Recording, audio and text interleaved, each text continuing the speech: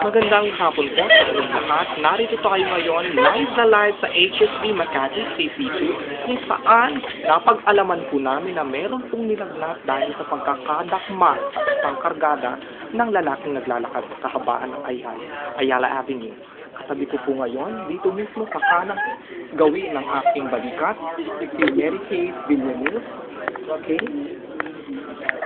Kung ating po napipilaya ng kanyang itsura, kalagayan ngayon ay meron po siyang hawak na malung sa kanyang mukha dahil hindi niya po mawari kung paano po naganap ang pagdakma niya sa kanyang kargada ng isang lalaki. So, alamin po natin yan kung ano talaga ang naging sanhin. Okay, ano pong naramdaman niyo nung nadaman yung kargada ng lalaki? Malaki po, narinig natin. Malaki daw po. Okay, sa ngayon po, wala po siya ngayon sa tamang pag-iisip. Nakararanas po siya ng parang, parang shock po or culture shock sa behavior niya po.